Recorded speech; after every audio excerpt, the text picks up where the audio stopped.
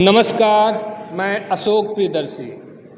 आज हम बिहार में जो भूमि सर्वेक्षण का जो कार्य शुरू होने वाला है, तो उसको लेकर के जिला बंदोबस्त पदाधिकारी हैं मनोज कुमार, तो हम इनसे समझने की कोशिश करेंगे। चूँकि भूमि सर्वेक्षण को लेकर के रैयतों में जो इसके भूस्वामी हैं, तो उनमें एक बहुत तरह का दिक्कत है, उन्हें समझ में नहीं आ रही, क्योंकि टेक्निकल बात है। तो सारी चीज़ें को बहुत आसान भाषा में हम समझने की कोशिश करेंगे। मैं मनोज कुमार, जिला बंदोबस्त पदाधिकारी, और यहाँ पे मैं फरवरी 2024 से पदस्थापित हूँ और इस सर्वे के कार्य कराने की जिम्मेदारी मेरे नेतृत्व में किया जाएगा। बताया जाए सर, इसमें क्या करना है, पहले रैयत को क्या करना है और अधिकारी क्या करेंगे या कर्मचारी क्या करेंगे? सबसे पहले आपके चैनल के माध्यम से मैं सभी जिलावासियों को मैं इस विशेष बिहार विशेष सर्वेक्षण जो सर्वे का काम है, उसके लिए मैं सभी लोगों को मैं ये जानकारी देना चाहता हूँ कि इसमें क्या क्या प्रक्रियाएं हैं और क्या क्या उनको अपने ज़मीन के संबंध में जानकारी प्रपत्र भरकर देना है और कब देना है, ताकि उनको ज़्यादा से ज़्यादा सहूलियत मिल सके और उनको अपने ज़मीन के बारे में जो उनको शंका है और जो उनको आशंका है कि मेरी ज़मीन का क्या होगा, किसको फॉर्म भर के देना पड़ेगा, क्या करना पड़ेगा जो हमारी ज़मीन सुरक्षित रहे। तो इसके लिए मैं आपके चैनल के माध्यम से जानकारी मैं उनको देना चाहता हूं, और आपका भी मैं धन्यवाद करूंगा कि आप लोगों ने प्रचार प्रसार के लिए एक हम सबों के माध्यम से इस चीज़ को चुना है। इसको सर दो तरीके से बताया जाए। पहले तो कि जो बंदोबस्त से जो रिलेटेड जो कर्मचारी होंगे, अधिकारी होंगे, उनका क्या रोल होगा, वो कैसे जाके क्या सर्वे करेंगे? सबसे पहले मैं ये बता दूं कि हमारे ज़िला में 1 अगस्त को जो बिहार विशेष सर्वेक्षण का जो काम हो रहा है, वो उद्घोषणा 1 अगस्त को कर दिया गया है, और उद्घोषणा के बाद हम लोगों ने 10 तारीख से लोगों के जागरूकता के लिए, लोगों को जानकारी देने के लिए और इसका व्यापक प्रचार प्रसार के लिए हम लोगों ने हर गांव में एक ग्राम सभा का आयोजन किया है, जो अभी चल रहा है। और ये ग्राम सभा 30 अगस्त तक सभी ग्रामों में, राजस्व ग्रामों में आयोजित किया जाएगा, और सभी रैयतों को इसके बारे में व्यापक जानकारी दी जाएगी, ताकि वो इसकी प्रक्रिया को गंभीरता से और सूक्ष्मता से जान सके और आम लोगों को भी उनके बारे में जानकारी दे सके। अभी जो ग्राम सभा चल रही है, तो इसका क्या काम है? अभी ग्राम सभा में क्या होना है? ग्राम सभा में सबसे पहले तो रैयतों को बताया जाता है कि इस सर्वेक्षण का क्या उद्देश्य है, क्यों सरकार सर्वेक्षण कराने जा रही है, और सर्वेक्षण से आम रैयतों को क्या फ़ायदा है। इसके बाद उनको बताया जाता है कि इनका प्रोसेस क्या होगा। वो अपनी ज़मीन का विवरणी जो है प्रपत्र 2 में भर के कैसे जमा करेंगे, ऑनलाइन कैसे करेंगे, या जो ऑनलाइन नहीं कर पाएंगे वो ऑफलाइन कैसे करेंगे, और जिन लोगों के वारिशान, जिन लोगों के नाम से खतियान नहीं है, उनके पूर्वज के नाम से खतियान है, वो कैसे वंशावली के साथ प्रपत्र 2 जमा करेंगे। इसके संबंध में व्यापक जानकारी एक डेमो करके प्रपत्र के साथ बता करके लोगों को बताया जा रहा है, और लोगों को इसके बारे में व्यापक जानकारी दी जा रही है। कह सकते हैं कि ग्राम सभा में अभी लोगों को अवेयर किया जा रहा है, एक तरह से उन्हें बताया जा रहा है कि आपको क्या करना है। हाँ, ग्राम सभा का मुख्यतः यही उद्देश्य है। तो अभी जो सर आपके लेवल से, जिला बंदोबस्त कार्यालय के लेवल से, वहाँ पे कोई अधिकारी जाते हैं? कौन जाते हैं, क्या होता है? हाँ, ग्राम सभा में एक तो ग्राम सभा की तिथि जो है यहीं से तय कर दी गई है सभी ग्रामों के लिए, और उन ग्रामों में पहले से उसका प्रचार प्रसार किया जाता है कि किस दिन और किस तारीख को और कौन सी जगह में ग्राम सभा आयोजित होगी, ताकि ज़्यादा से ज़्यादा लोग उसमें भाग ले सकें। और जब ग्राम सभा आयोजित होती है तो उसमें हमारे जो विशेष सर्वेक्षण अमीन है वो रहते हैं, और कानूनगो रहते हैं, और सहायक बंदोबस्त पदाधिकारी रहते हैं। ये तीनों अनिवार्य रूप से रहना है। और प्लस हमारे मुख्यालय में जो कानूनगो हैं, सहायक बंदोबस्त पदाधिकारी हैं, वो लोग भी जाते हैं, कुछ शिविरों का वो भी भ्रमण करते हैं, और वो भी अपना सुझाव देते हैं, बताते हैं। और कई जगह मैं भी गया हूँ और मैंने भी लोगों को बताया है कि क्या करना है नहीं। मतलब लोगों को एक तरह से बता देना, डेमो दे करके कि आपको ये करना है। हाँ। और इसके बाद फिर अगला चरण क्या होगा? इसके बाद जो अगला चरण है वो है कि जो रैयत हैं उसको प्रपत्र 2 में स्वघोषणा भरकर और वंशावली के साथ, जिन लोगों के नाम खुद के नाम से ज़मीन नहीं है, पूर्वज के नाम से ज़मीन है और पूर्वज नहीं हैं, गुजर गए हैं, वो वंशावली के साथ प्रपत्र 2 भरकर ऑनलाइन कर सकते हैं, या जिनको ऑनलाइन नहीं करना आता है तो वो ऑफलाइन देंगे और उसकी रिसीविंग दी जाएगी। अच्छा, दोनों प्रक्रिया है? हाँ, दोनों ऑप्शन है। रैयतों की सहूलियत के लिए ऑनलाइन है और ऑफलाइन भी है। जो बाहर रह रहे होंगे, मान लें कि सर्वे का काम तो अभी चल रहा है, कोई बाहर में विदेश में रह रहे हो, या फिर मान लें कि राज्य के दूसरे हिस्से में नौकरी कर रहे हैं, तो उनके लिए क्या है? उनके लिए भी हम लोगों ने, एक तो ऑनलाइन विभाग के तरफ से ही है जी, कि ऑनलाइन वो कर सकते हैं। इसके अलावे वो चाहें तो निबंधित डाक से या किसी माध्यम से वो अपना प्रपत्र 2 भर करके और संलग्न, अगर प्रपत्र 2 के साथ अगर वो साक्ष्य भी देना चाहेंगे, कोई केवाला देना चाहेंगे, कोई रसीद देना चाहेंगे, तो उसको भी संलग्न करके दे सकते हो। तो सर ये तो हुआ कि रैयतों को और क्या क्या कागजात चाहिए ऐसे समय में, चूँकि रैयत परेशान है कि हमको क्या क्या डॉक्यूमेंट लगेगा, इसको लेकर के उन्हें क्या तैयार रखना है जिसमें उनको सुविधा हो सके? रैयतों के लिए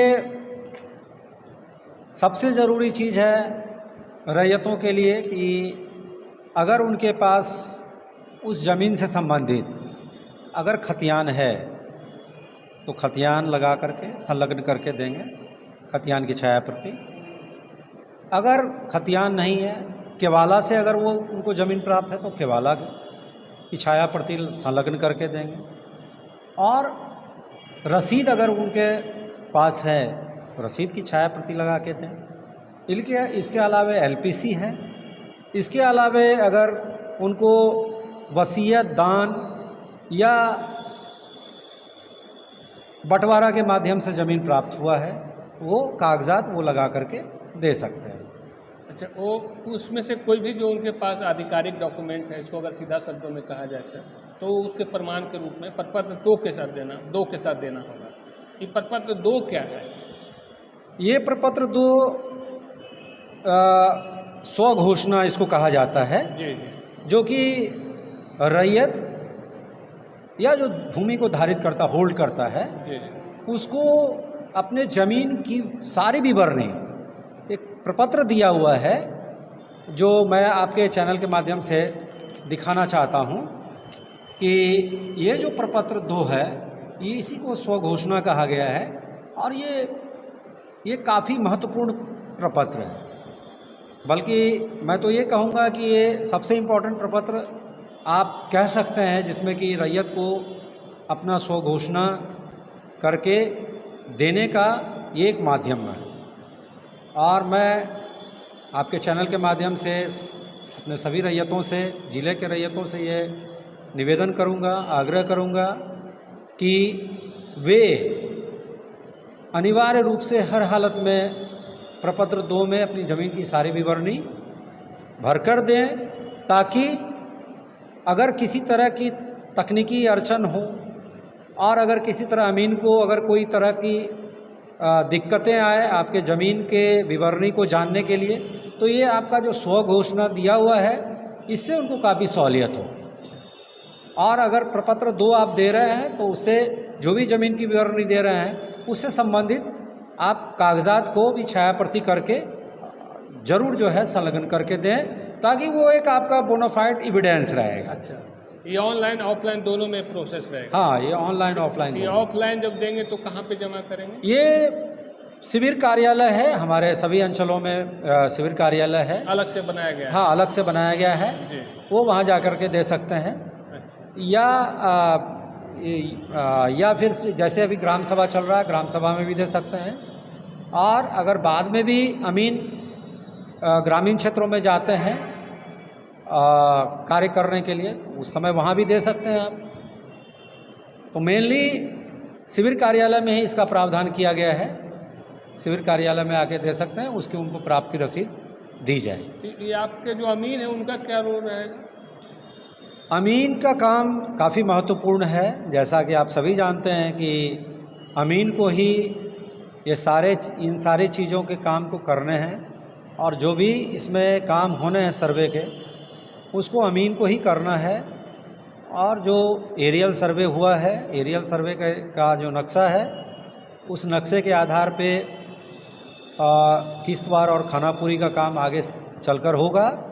और रैयत को अपने खेत पर उपस्थित रहना है अपने संलग्न कागजात के साथ, ताकि जब भी अमीन उस खेत पे जाते हैं सत्यापन करने के लिए, वेरिफिकेशन करने के लिए एरियल सर्वे मैप को लेकर के, जी। तो उस समय अगर उनको किसी तरह का अगर कन्फ्यूज़न होता है, किसी तरह की अगर जानकारी उसको चाहिए, तो वो रैयत उपलब्ध करा सके। तो रैयत को इसकी सूचना पहले से रहेगी कि अमीन जा रहे हैं? हाँ, रैयत को इसकी सूचना रहेगी। हमारे सर्वेक्षण के जो अमीन हैं वो पूर्व में ही सूचना दे देंगे किस तारीख को किस एरिया के प्लॉट पे वो सर्वेक्षण करने के लिए जाएंगे, सत्यापन करने के लिए जाएंगे। प्रपत्र 2 भरने का कोई तिथि भी निर्धारित की गई है? प्रपत्र 2 जो है वो अभी से ही दे सकते हैं, और वो लगभग हम लोगों का सितंबर तक प्रपत्र 2 देने का समय रखा गया है, ताकि ज़्यादा से ज़्यादा लोग प्रपत्र 2 भर कर दे सके। जैसा कि आप सभी लोग जानते हैं कि ये रैयत की सुविधा के लिए इस सर्वे का काम प्रारंभ किया गया है, और इसमें हम लोग यही कोशिश हम लोगों की है कि ज़्यादा से ज़्यादा रैयत को हम लोग रैयतों से उनकी ज़मीन की विवरणी प्राप्त कर सके, ताकि हम जो काम करें उसके लिए हम लोगों के पास एक आधार हो, साक्ष्य हो, और उनका स्वघोषणा किया हुआ ज़मीन की विवरणी। ऐसा भी मामला हो सकता है सर कि जो बहुत पुराना खतियान से विवादित है, तो उसका क्या इसमें निपटारे की गुंजाइश है? देखिए, सर्वे दरअसल आज की जो ज़मीन की स्थिति है जी। सरजमीन पे, वो उसी को अधिकार अभिलेख मतलब रिकॉर्ड ऑफ राइट्स तैयार करने के लिए ये सर्वे का काम किया जा रहा है। इसमें किसी तरह के विवाद की न तो समीक्षा होनी है और न ही कोई मतलब सुनवाई होनी है। अच्छा, इसको अगर मान ले कि ये बंटवारा है या कुछ है, तो ऐसा कुछ नहीं है। वो आप जिस रूप में है उस ज़मीन का सर्वे बिल्कुल ऑफिशियल रूप से एक रिकॉर्ड में आ जाएगा। बिल्कुल, यही कहना चाहिए। बिल्कुल, क्योंकि आप सभी लोग जानते हैं कि बंटवारे के लिए या नामांतरण के लिए ये सब का अधिकार अंचल अधिकारी में निहित है। इसके अलावे अगर टाइटल से संबंधित मामले हैं तो उसके लिए सक्षम न्यायालय है।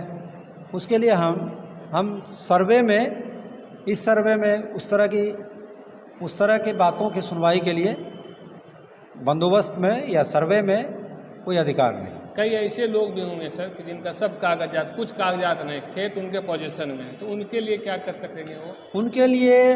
उनके लिए हम लोग जो खतियान है, जो रिविजनल सर्वे का हमारे पास रिकॉर्ड ऑफ राइट्स है और जो हम लोग के पास रजिस्टर 2 है जी, उसको आधार बना करके हम लोग भूमि का सत्यापन जाकर हमारे अमीन करें। करेंगे कि वो कब्जा में है और उसके बाद डॉक्यूमेंट हाँ। से मेल खाता है या नहीं हाँ। खाता। अगर मान लिया किसी कारण से मेल भी नहीं खाता हो तो क्या करेंगे सर?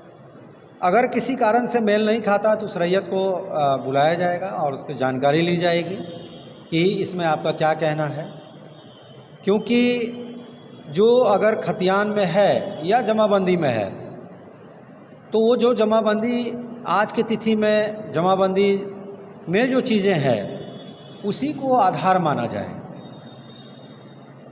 और दखल जो है वो हो सकता है कि कुछ ज़्यादा ज़मीन पे भी हो सकता है, कुछ कम ज़मीन पे भी हो सकता है। अच्छा। लेकिन आप सभी लोग जानते हैं कि ज़मीन जितना वो धारित करता है, जितना उनका रसीद कटता है, जितना जमाबंदी में दर्ज है, जी। ज़मीन का उतने ही ज़मीन का मालिक उसको माना जाए। सर्वे का मतलब वही जो नक्शा रहता है सर, अगर सीधे तौर पे का जो नक्शा जो हर थाना का माने गांव का जो रखता है नक्शा, तो उसमें मेड़ जो बनता है तो उसमें कहीं प्लॉट नहीं किया हुआ तो उसका रैयत को क्या प्लॉटिंग भी करना है? अगर मान लीजिए किसी कारण से परिवार में उसका बंटवारा हो गया लेकिन प्लॉटिंग नहीं कर पाया, डिवीजन वाला मेड़ नहीं बना पाया। ये समस्या है आम तौर पे।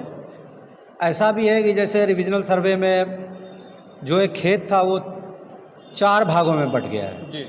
तो आप सभी लोग जानते हैं कि ग्रामीण क्षेत्रों में जैसे बंटवारा होता है, जैसे ही लोग अपनी अपनी खेती करते हैं तो सभी लोग मेड़ बना लेते हैं, आर बना लेते हैं।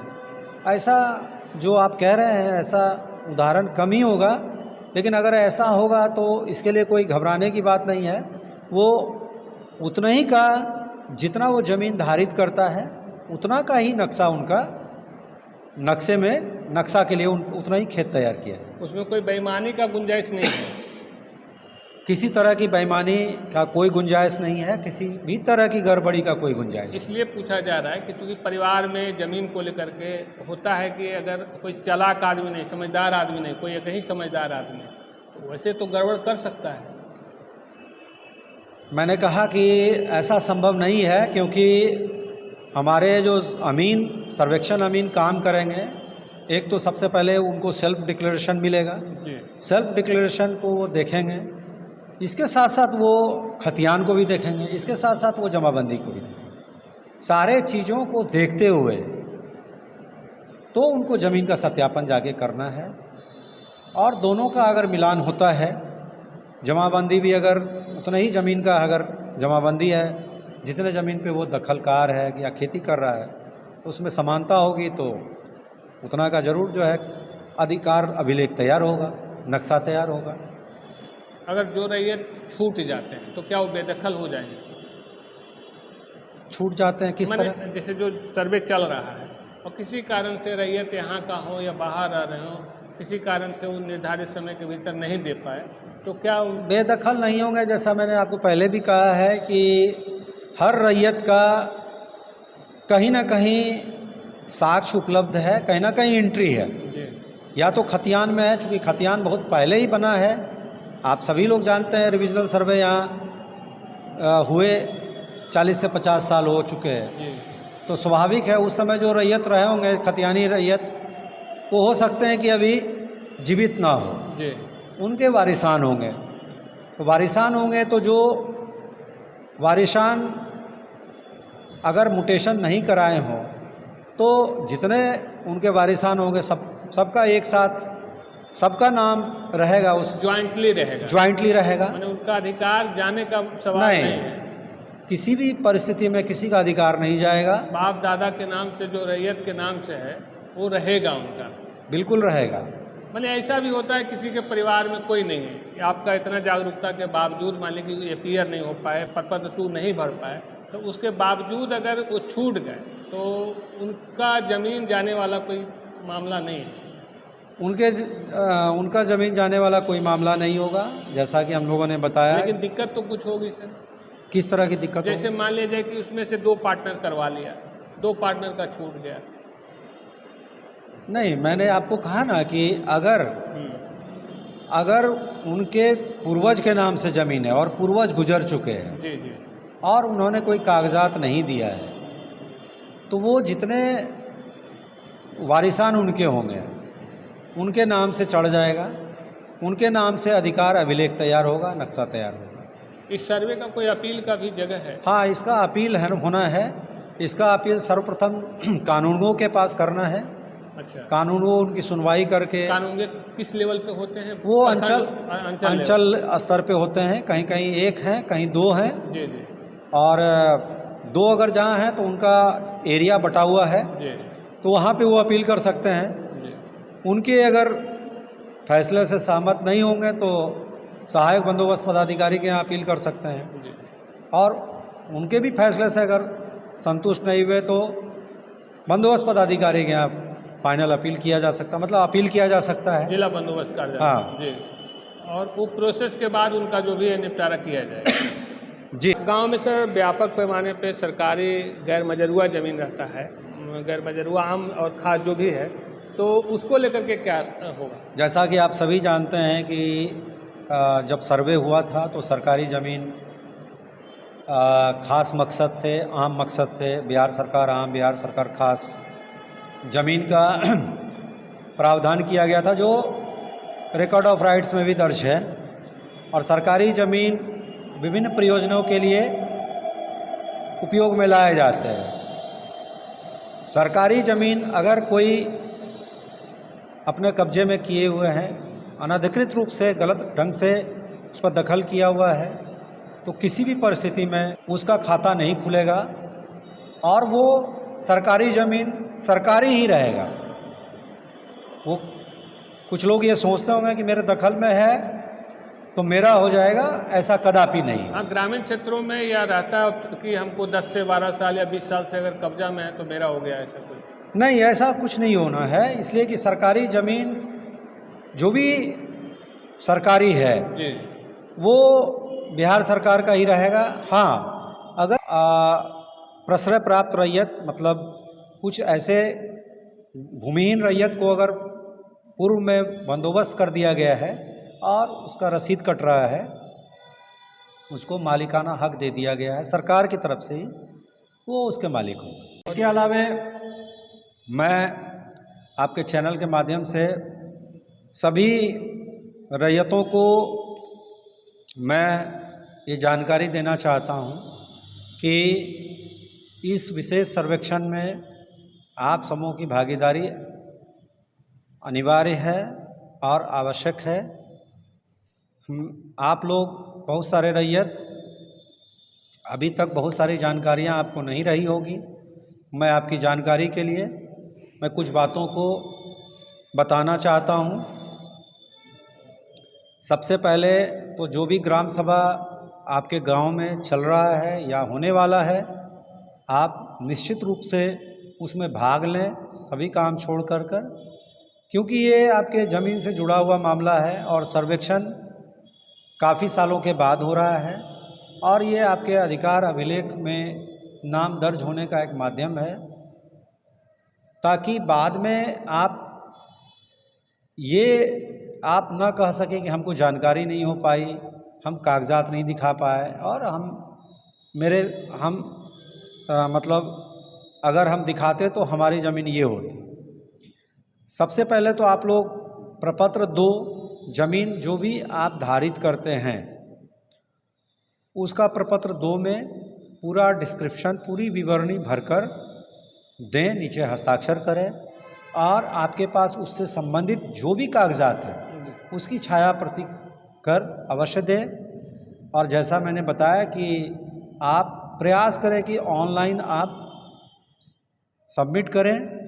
ऑनलाइन से आपको सहूलियत होगी कि आपके पास एक तरह का एक साक्ष्य होगा कि हमने ऑनलाइन जमा किया था।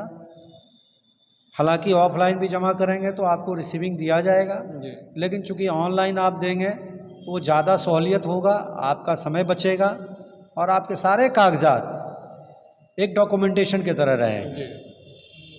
और जब आप दे देंगे, और हाँ, जिस भी रैयत के ज़मीन का जो अगर पूर्वज के नाम से ज़मीन था और पूर्वज अगर गुजर गए हों तो आप वंशावली बनवा करके सरपंच के द्वारा जो निर्मित वंशावली है वो संलग्न करके प्रपत्र 3 में भरकर और उसको संलग्न करके ऑनलाइन समर्पित करें प्रपत्र 2 के साथ। जी। और ये काफ़ी महत्वपूर्ण प्रपत्र है और ये सारी विवरणी जब आप देंगे तो इस विवरणी के आधार पर हमारे जो सर्वेक्षण अमीन हैं वो जमाबंदी से उनका और खतियान से मिलान करेंगे और वो देखेंगे कि ये जमाबंदी से वो जो विवरणी है वो उनमें मेल खाता है कि नहीं खाता। और अगर मेल नहीं खाता है तो किस वजह से मेल नहीं खाता है, कहाँ परिवर्तित हो गया है और किस कारण से हुआ है। तो उसके बाद जो आपने साक्ष्य लगाया है उनको देखेंगे और इसके पश्चात भी अगर वो संतुष्ट नहीं होते हैं फिर आपको आपसे संपर्क स्थापित कर वो सारी जानकारी लें। इसके पश्चात वो सत्यापन के लिए निर्धारित तिथि को वो आपके खेत पे पहुंचेंगे और वहाँ आसपास के रैयत भी रहेंगे, मेड़ वाले मतलब अगल बगल वाले भी रहेंगे, चौहद्दी वाले, तो वो भी रहेंगे, आप भी रहेंगे। तो जो भी स्थिति है वर्तमान स्थिति उसकी जानकारी वहाँ भी वो लेंगे और इसके आधार पे बिल्कुल सही तरह की जानकारी लेकर के संतुष्ट होकर के सत्यापित करके फिर एक नक्शा तैयार किया जाए, है ना जी। इसके अलावे प्रपत्र 7 और लैंड पोजीशन मैप मिलने के बाद जब नक्शा बन जाएगा तो फिर उसको आप देखेंगे और उसमें कुछ कमी लगेगा तो अगर आपको लगेगा कि नहीं गलत नक्शा बन गया, हमारा कुछ ज़्यादा होना चाहिए था, तो उस संबंध में आप प्रपत्र 8 में आपत्ति दे सकते हैं। अच्छा, दावा आपत्ति कर। हाँ जी। और दावा आपत्ति के लिए आपको दस्तावेज के साथ अपना पक्ष रखना पड़ेगा। इसके अलावा प्रारूप, अधिकार अभिलेख या मानचित्र को ठीक से देख लेने के बाद जरूरत पड़ने पर प्रपत्र 14 में शिकायत करेंगे। ये सहायक बंदोबस्त पदाधिकारी के यहाँ शिकायत। उसके बाद उससे भी अगर आप संतुष्ट नहीं होंगे तो प्रपत्र 21 में आप फाइनली जो है दावा आपत्ति करेंगे सेटलमेंट ऑफिसर के। जी। तो इन 3 स्तरीय जो दावा आपत्ति का रखा गया है तो इसमें पूर्ण रूप से सही ढंग से हर पक्ष को देखा जाएगा, सारे साक्ष्य को देखा जाएगा, आपको पूरा मौका दिया जाएगा सुनवाई के लिए और तत्पश्चात जो है सही निर्णय कर इसको तैयार किया जाएगा। 3 स्तरीय वाला थोड़ा सा और क्लियर कर दीजिए सर कि कब कर सकता है। एक तो पहला हुआ कि किसी कारण से अगर उसको छूट जाता है तो कहाँ देगा, जो हम मैप। देखिए किसी कारण से अगर छूट जाता है, जैसे कोई अगर प्रपत्र 2 नहीं दे सका जी, तो वो शिविर कार्यालय में जाकर दे सकता है। जी ठीक है। ठीक है, अगर वो किसी भी परिस्थिति में नहीं देता है तो मैंने पहले भी बताया था कि उस नहीं भी देता है तो उस आलोक में जो है वो हमारे सर्वेक्षण अमीन जो है वो खतियान, जमाबंदी, इन सब के आधार पर वो सरजमीन का जो है मुआयना करने चाहिए। तो ऐसी स्थिति में जो नहीं भी अगर देते हैं तो ऐसा नहीं कि उसका कोई अधिकार ख़त्म हो जाएगा या उसका खेत दूसरे के नाम से कर दिया जाएगा, ऐसी कोई संभावना नहीं है। और इस तरह की बातें कदापि नहीं होगी और किसी को डरने की आवश्यकता नहीं। इसका कुल मूल उद्देश्य क्या है? इसका मूल उद्देश्य यही है कि आए दिन जो जगह जमीन को लेकर के बहुत तरह के विवाद होते हैं, खास करके तो मेड़ को लेकर के होता है। मेड़ को लेके होते हैं, स्वामित्व को लेके होते हैं और अन्य तरह के जो विवाद होते हैं। क्योंकि विवाद इसलिए होते हैं कि बहुत खतियान पुराना हो चुका है तो कई सारे वंशानुगत रैयत हो गए हैं। अब ज़मीन के कागजात अप टू डेट नहीं है, खतियान अप टू डेट नहीं है। बहुत सारे लोग ऐसे हैं जो खरीद बिक्री किए हैं बट लेकिन अपने नाम से अभी तक नामांतरण नहीं करा।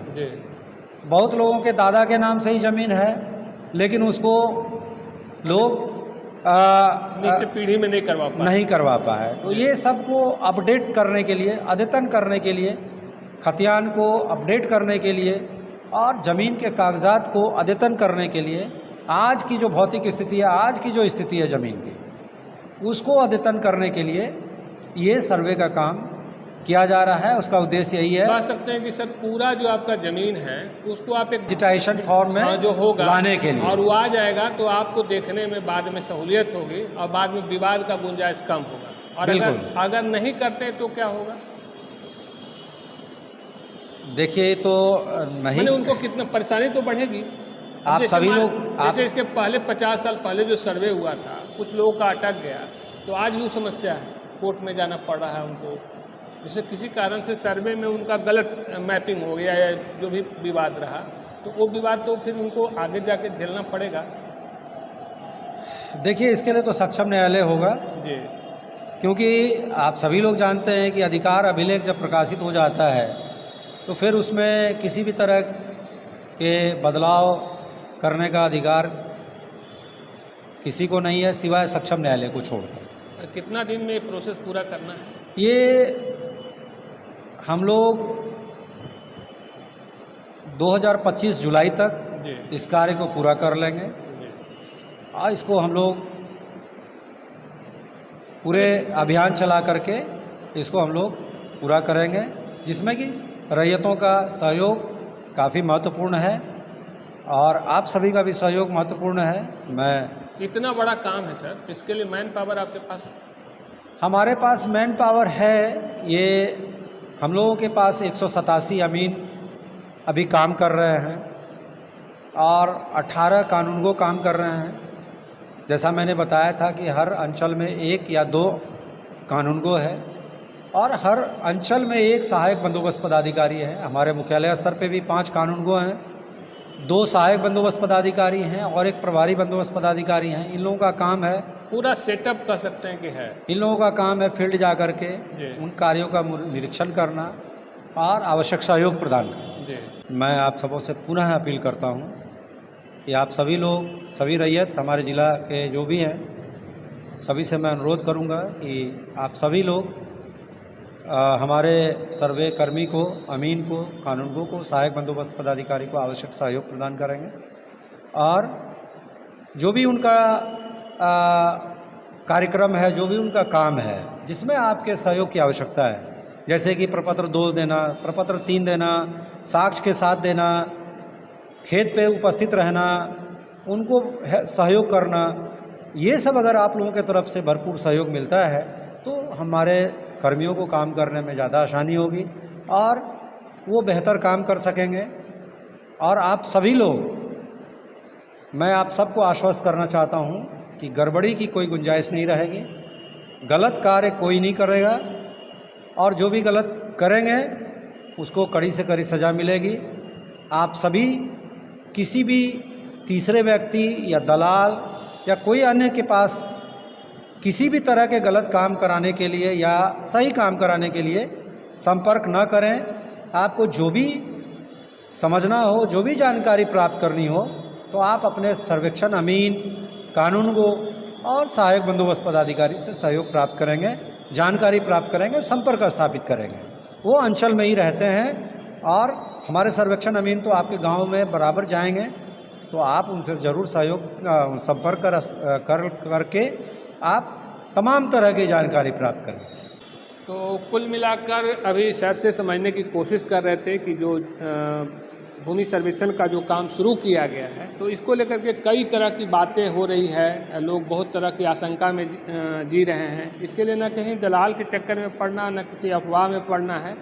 सीधे तौर पे फॉर्म 2 भरना है। अगर फॉर्म 2 में किसी कारण से कोई कागजात नहीं तो फॉर्म 3 में जो वंशावली का है उसको भरना है, उसको सरपंच से तैयार करके देना है। इस तरह से एक प्रक्रिया है और इसके लिए हर एक प्रखंड में, हर एक अंचल में एक शिविर बनाया गया है। वहाँ पे संपर्क कर सकते हैं, लोगों से बात कर सकते हैं और जानकारी लेकर के। और सबसे बड़ी बात है कि वो जो कागज़ का जो एक बड़ा दस्तावेज, पहले वाला दस्तावेज रखना पड़ता था, आधुनिक तकनीक है, उस तकनीक की प्रक्रिया में वो शामिल हो जाएंगे। जब भी लोग देखना चाहेगा, करना चाहेगा और वो आने वाली पीढ़ियों के लिए भी बहुत आसान हो जाएगा। धन्यवाद। धन्यवाद।